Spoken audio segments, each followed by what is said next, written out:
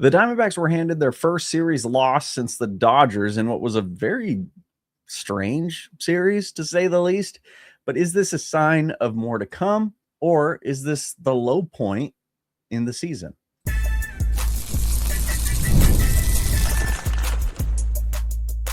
You are Locked On Diamondbacks, your daily Arizona Diamondbacks podcast, part of the Locked On Podcast Network, your team every day. What's up? I'm Daynen Biggs. Today's episode is brought to you by Game Time. Download the Game Time app, create an account, and use code LOCKEDON for $20 off your first purchase. The Diamondbacks have been on a much better trajectory so far this season than expected. They're currently 8th in the MLB, 7th in the National League, and have surprised everybody with an incredible defense and pitching, but also surprised everybody by not having really that much of an offense either. But still, games are being won. We're doing great, leading everybody to ask the question, is this really sustainable? Because teams will go on a hot tear to start the season, but then kind of settle back into what is more expected of them as the season progresses. So the big question is this the normal for the Diamondbacks, or are they just on a little bit of a hot streak and then they're going to settle back down, come back down to earth? That's kind of the question that we're going to talk about today. We're also going to recap the Chicago White Sox series, and we're going to preview the San Diego Padres series starting tomorrow. So let's talk about sustainability, because you'll get players who have, 0 ERA for the first 10 games, out of the bullpen. Obviously, you can't expect that to be the case throughout the entire season. Like, I think it goes without saying that, like, that's not sustainable, right? You have a hitter who's hitting 500 over the course of 8 games. That's cool. That's great, but that's obviously not sustainable. You have a team that is, winning every single series. They're going at least 2 for 3 in every series. Oh man, they're going to have a winning percentage of 66%. Or 660, I guess. And, but obviously that's also not sustainable, right? That'd be like, oh, well, we're on track to win 110 games. It's like, well, no, probably not.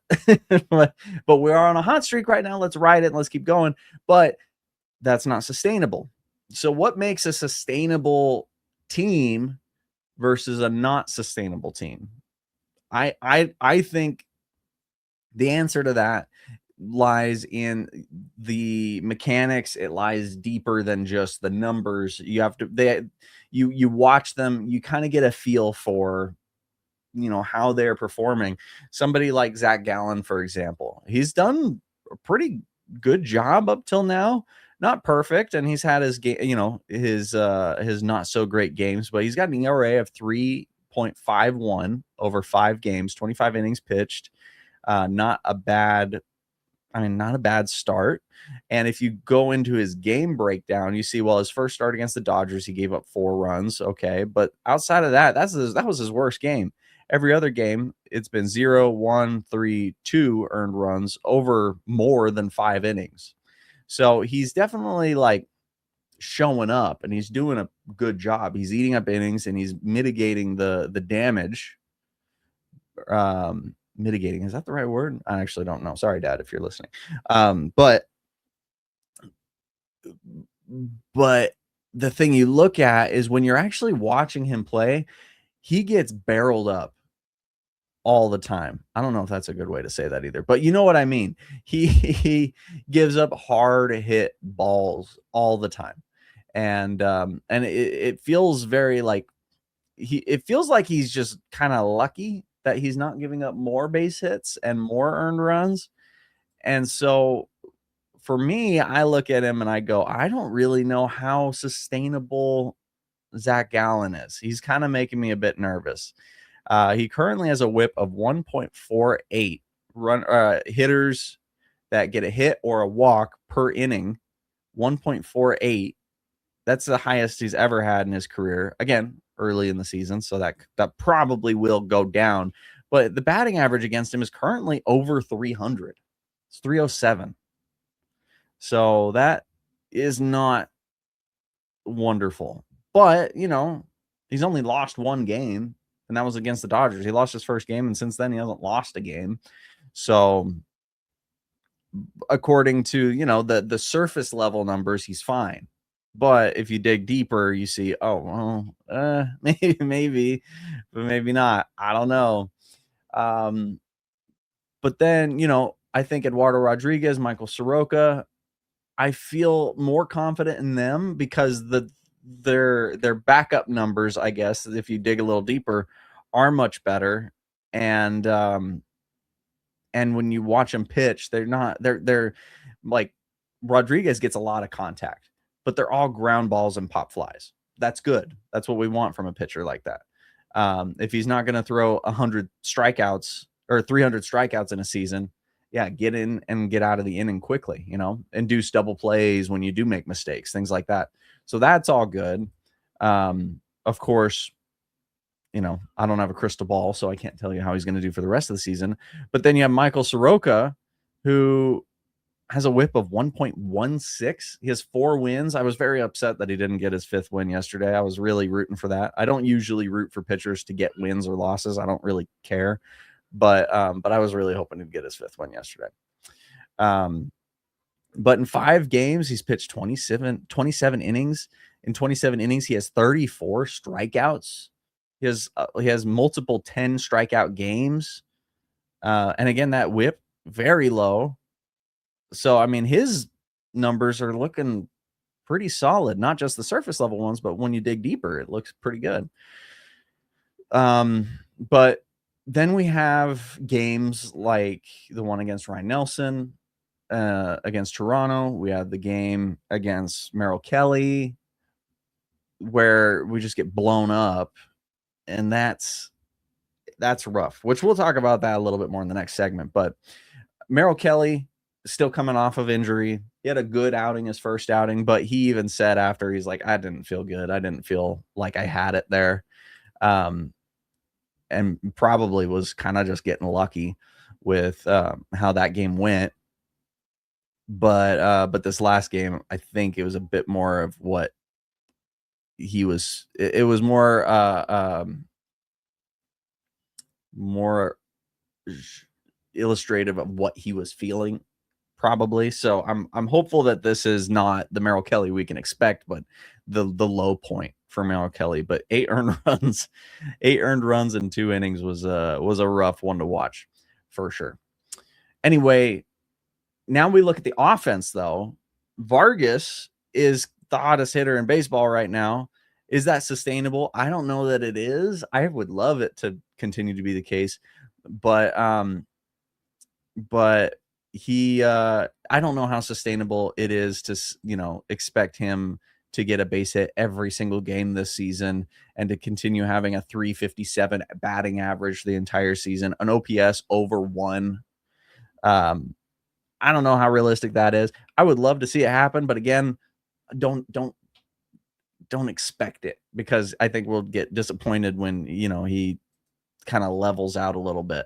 For a long time, he was above 500. He was an above 500 hitter, which was wild.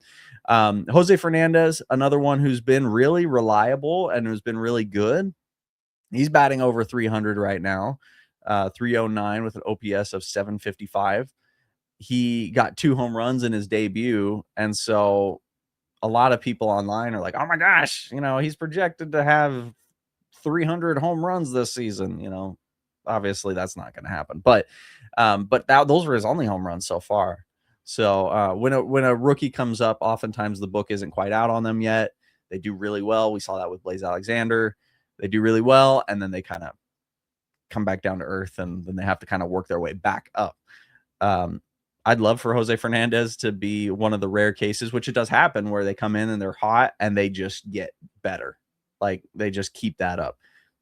I would love for that to be the case. I'm not expecting it, but then you have guys like Ketel Marte, who has kind of had like a relatively slow start. I know his numbers are they're getting better. It's getting a bit more reminiscent of what we expect from Ketel Marte. But it's a 240 average. He has 4 home runs, 9 RBIs, 23 hits. But I mean, he's playing every game pretty much, and so you kind of expect, we expect more from him. And I think that, but when you look at like the number of barreled balls he has, hard hit balls, every single time he hits the ball, it's over 100 miles per hour. Like he is totally, like he's the power is absolutely there. And he's hitting them fair. He's making good contact. They just keep being right at defenders. It's just bad luck. Like it feels very much like bad luck for Ketel Marte. Whereas with other players like, Gallen or Vargas or whatever, it feels like it's all been good luck. So I think that that's going to eventually equal itself out over the course of the long season, so long as he can continue this. So Ketel Marte, I think that's going to improve. Geraldo Perdomo, his at-bats have been much better than they were to start the season. I think his numbers are going to continue to improve. Corbin Carroll feels very sustainable where he's at right now. I think that's going to continue at about the same rate. And then like Nolan Arenado as well, I feel like he's probably settling into where he's going to be throughout the year, which is he'll have a few 3-4 hit games. He'll have a home run every series or so. But he's not going to be he's not going to be an above average batting average type hitter, that I kind of expect that from Nolan Arenado. So, but anyway, that's kind of where the Diamondbacks are at. So basically, I guess we haven't talked about the team as a whole yet, but really it's the team as a whole. I mean, they're the 8th best team in baseball, 7th best team in the National League. But that kind of puts them in the National League. That puts them kind of right in the middle.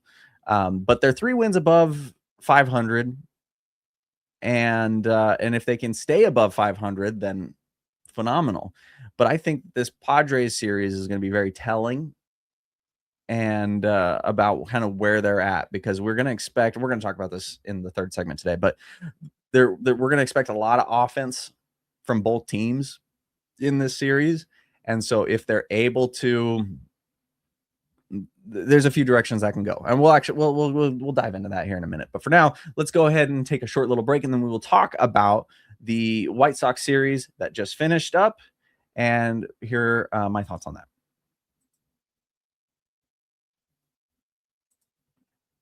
MLB season is back, and you can feel it. Fresh starts, big expectations, and that first crack of the bat. Whether it's a breakout rookie or a division race that goes down to the wire, there's nothing like being in the ballpark for it. The only problem, getting tickets can be kind of a grind. Long queues, surprise fees, prices jumping at checkout. That is where there's Game Time. The Game Time app gives fans the advantage with constant innovation. It's how you unlock amazing tickets and experiences in just a few taps. It's simple to use. The Game Time guarantee means you get 100% authentic tickets delivered on time at the best price. And here's the best part, fees are included in the price you see. So what you see is what you pay, period. The seat views feature is huge. I love that I can see a panoramic view from the exact seat that I want before I even buy it. Zone deals let me pick the section and save even more while Game Time selects the seat. You can follow your favorite team and even get alerts when new deals drop. 2 taps and it's done. No stress, no hidden fees, just great seats in minutes. That's what makes it so easy to decide last minute to hit a game. Take the guesswork out of buying MLB tickets with Game Time. Download the Game Time app, create an account, and use code LOCKEDON for $20 off your first purchase. Terms do apply. Again, create an account and redeem code LOCKEDON, all one word, for $20 off. Download the Game Time app today. And we're back, and I wanted to say thank you so much for making Locked On Diamondbacks your first listen of the day. And don't forget to check out the Everydayer Club for ad-free episodes and access to the group chat with me and other listeners of the show. Tap the link in the show notes or go to LockedOnDiamondbacks.supercast.com. So this White Sox series was this was a weird series, okay? I don't know how else to describe it. The White Sox have been a very impressive team up until now. I mean, their record doesn't quite show it, but offensively, they've been kicking it into high gear as of late. They have multiple players with home run streaks. They have they've been doing, I mean, their record again doesn't totally reflect this, and their pitching definitely leaves a lot to be desired, but they have what it takes to actually be a very successful team this year. And I mean, I wouldn't be upset with that. I wish they had lost their last series, obviously, but they got a lot of really big bats in their lineup that can really do some damage, and that's what we saw against the Diamondbacks. Now, game 1 against Merrill Kelly was definitely quite the bummer, but it kind of, I mean, it didn't not make sense. Merrill Kelly kind of not feeling totally there yet. It's not a huge disappointment, I guess. Not a huge surprise, I guess I'll say. It was kind of like very discouraging to get blown out in a game in the first inning against the Blue Jays, and then immediately after get blown out in the first 2 innings by the White Sox.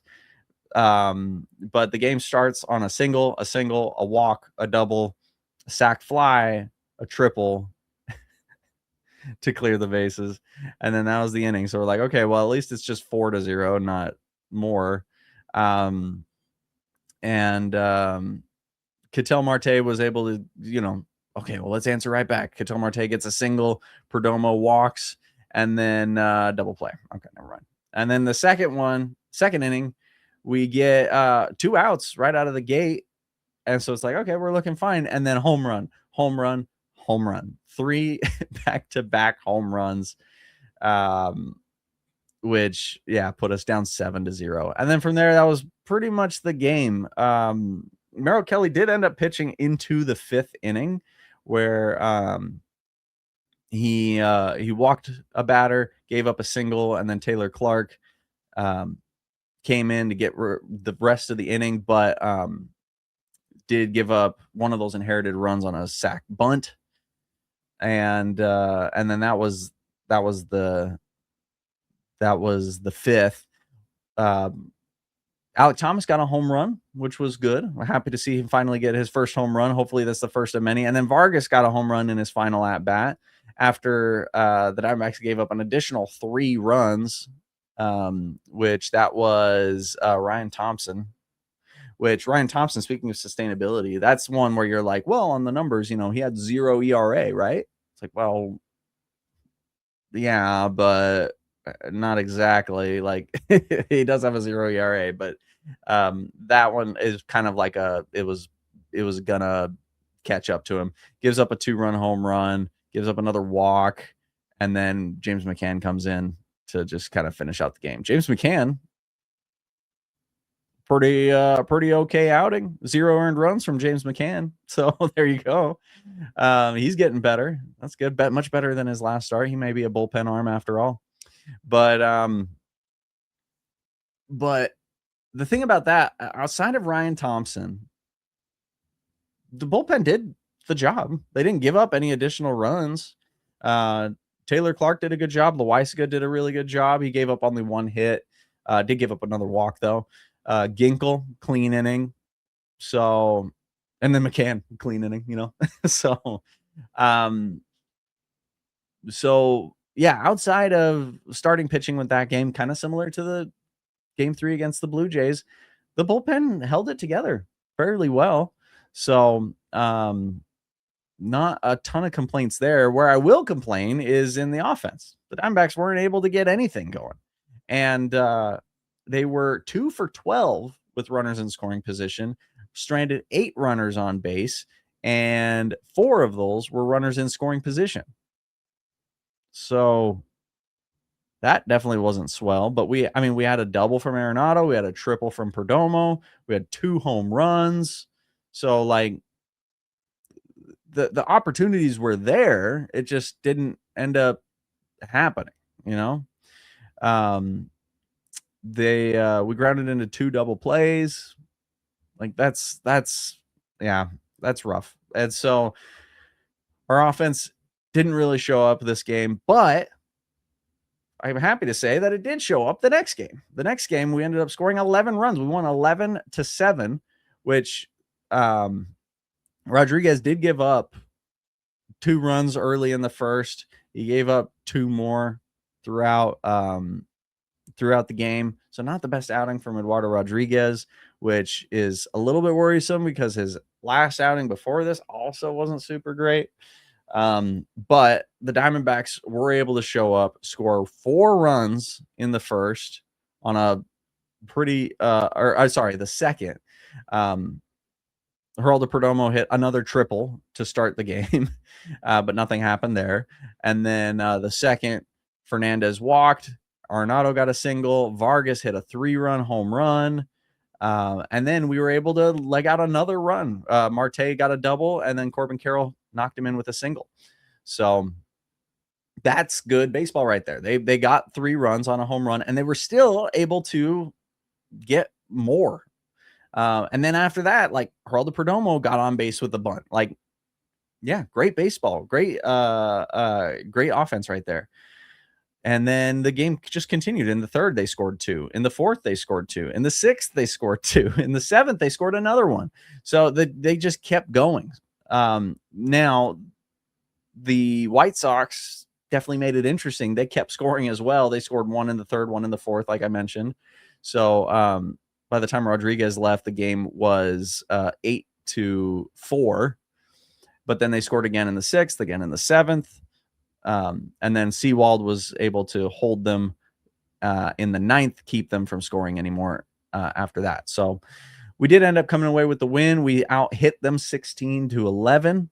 Our runners in score, our average in with runners in scoring position was still fairly low. It was 4 of 12, so not great. 9 runners left on base, so not wonderful, but could have been. I mean, it was worse the day before. So, would love to see more games like this, right?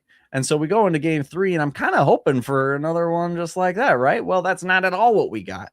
The first inning started out promising. So Marte gets on base, and then Del Castillo hits a double, which scores Marte in the first. So we start with an early lead. So that's cool. And then that was it. We didn't score. We didn't get any more runs after that, which is weird because we still got 8 hits, and everybody except for Corbin Carroll and Jorge Barosa in the starting lineup got a hit. Like, nobody other than Barosa and Carroll, nobody didn't get a hit. But still, we weren't able to produce anything. It was a hit, and then we'd get out. And a hit, and we get out. We stranded 6 runners on base. We grounded into 2 double plays. We were 0 for 5 with runners in scoring position, whereas the White Sox were 4 for 8 with runners in scoring position. Now, they didn't score much either. In the third, they got a run off of oh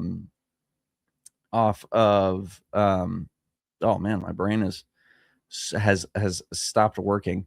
Off of Michael Soroka, who Michael Soroka, by the way, pitched a great game, 5 innings, only 1 earned run, 1 walk. He did give up 7 hits, but had 6 strikeouts. So not a bad outing at all from Michael Soroka. But yeah, gave up one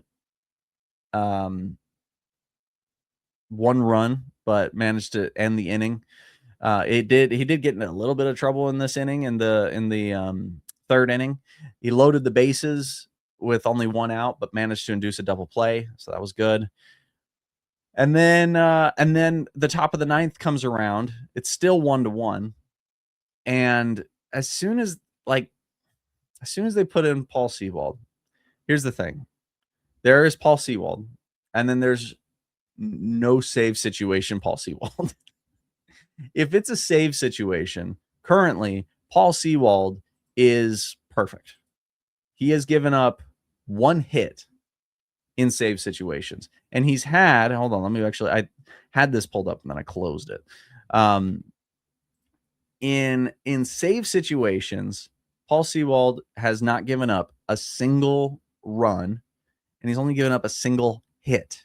He has a 1-hitter going into save situations. He He has never blown a save. He has never lost a save. If there's a save opportunity, he has secured it. And there's been a lot of one-run games. So it's been high leverage situations. But if it's not a safe situation, if the game is tied, he kind of has a not very good record. In non-save situations, he has 5 of them. Well, 4 of them if you don't count. I guess there's game 2 against the White Sox wasn't technically a save situation. So if you count that as like a save situation where we're going into the 9th inning with the lead, there's 4 of them. And he has given up 5 earned runs in those 4 outings. He's 2-2 essentially. So out of the 4 games where he comes in, and one of those was against the Dodgers where he just got 1 out. Where he didn't give up any hits or runs or anything. He came in, got the out, and was done. So if you remove that one, he gave up back-to-back solo home runs against the Braves, and then he gave up a 3-run home run against the White Sox. Now, that's not super fair. I get it, but to judge, but his numbers, he gives up more hits. He gives up more runs. Obviously, he hadn't walked a batter. Actually, I was surprised at this. He hadn't given up a single walk until game 2 against the White Sox, and then he gave up 2 yesterday. So maybe we just save Paul Sewald for save situations. I don't know. Maybe that, again, sustainability and all that kind of stuff. I get it. But, I don't know. As soon as he came in, I was like, well, I think we just lost the game. Not because Paul Sewald is a bad pitcher, but because it's not a save situation. And that's exactly what happened. So a bit of a rough outing for the Diamondbacks for sure. The offense showed up in one game, didn't show up in the other 2, and the pitching wasn't able to accommodate like it has been throughout the season. So now we go into this Padres series where I don't think the pitching is going to be able to accommodate either, not because it's bad pitching, but because it's going to be played in Mexico City. We're talking about that here in just a second.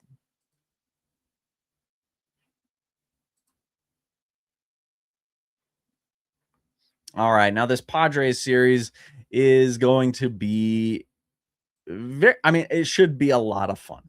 I expect it to be a real fun time, but it's not going to be one-sided game, hopefully.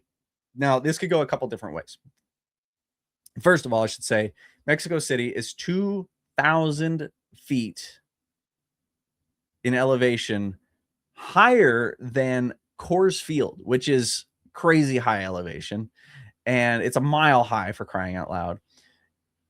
And there the balls sail like crazy because of the high elevation. So now we're going 2,000 feet even higher, where the ball is just going to, the ball's going to pop off the bat, which is good for players who have who make hard contact, like Marte. I think we're going to see a lot from Ketel Marte. It's good for players like Vargas, who gets makes a lot of loud outs when he gets outs. I think Arenado, I think that'll be good for him. I think we're going to see probably Alek Thomas. I wouldn't be surprised if we see some really good stuff from Alek Thomas.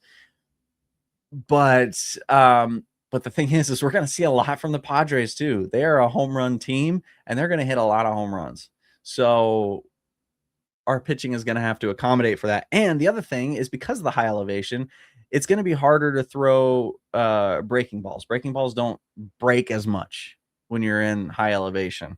So we have Zach Gallen pitching tomorrow, and then we have Ryan Nelson pitching the next day. Now, Ryan Nelson, he's a fastball pitcher, so maybe he'll be at less of a disadvantage, but he has to be able to locate that fastball, which he was not able to in his last outing, which is why he didn't survive the first inning. So he's going to need to be able to figure that out. But if he can, then his pitch that works is working, and the other pitchers who have all their pitches that aren't going to be working because of the different location are going to suffer for it. So that may be a good thing. Zach Gallen also has a good heater. And a good cutter as well. So if he's able to utilize those pitches and kind of play it smart, then we're good. But we're going up against Marquez and King for game 1 and then game 2, both of which have been pretty good so far. So the way I see this series, if the Diamondbacks and the Padres both score a lot of runs, then I'm okay. If we give up a lot of runs, but we score a lot of runs, I'm like, okay, that's what's going to happen. You're playing two really good teams playing in Mexico City. That's going to happen. Whether we win or lose, good offensive games, that's fine. That's kind of what I expect. Now, if they get a bunch of runs and we don't get a bunch of runs, so our pitching doesn't do the job and our offense isn't able to show up even in Mexico City, I'm going to be really worried about our offense. But then on the flip side, if we get a bunch of runs and are able to limit the runs that they are able to score, then I'll be very excited for our pitching because they were able to shut down the Padres in Mexico City. So what I'm saying is I will either be very disappointed in our hitting or very excited about our pitching. And that's pretty much it. I'm not going to be pretty much no matter what happens. I don't think I'm going to come out of this series going, the pitching is bad. I expect the pitching to be bad. So they can't really disappoint me. I'm not really worried about that. But also if our hitting is good, I'm not going to be like, oh, great, our hitting's back because it's Mexico City. Of course they're going to hit well. So the offense isn't really going to be able to impress me as far as the series or, the season as a whole goes. And the pitching isn't going to really be able to disappoint me. But the hitting can disappoint me and the pitching can surprise me. That's basically what I'm looking at. So I hope we win the series. I hope we sweep the series. I guess it's a 2-game series. So I hope we win the series. If we split the series, that's fine. If we lose the series, that's worrisome. But even if we lose the series, but our offense was really good throughout and our pitching did what it did, did as well as it could, I'm not throwing in the white flag just yet. I'm maybe throwing in the white flag if our offense doesn't show up. So that will worry me, and we'll cross that bridge when we get to it. But anyway, thank you so much for watching, you guys. That's the show. Be sure to follow us on X, Instagram, Facebook, and TikTok at Locked On Diamondbacks. We're on YouTube as well as every other place you get your podcasts. If you want to see more of me, you can find more of my YouTube channels and projects at my website, slackshack.tv. And if you never miss an episode, the Everydayer Club is built for you. Get Locked On Diamondbacks ad-free, plus members-only Discord access and more. Head to LockedOnDiamondbacks.supercast.com to join the club. Thanks again, and I will see you next time.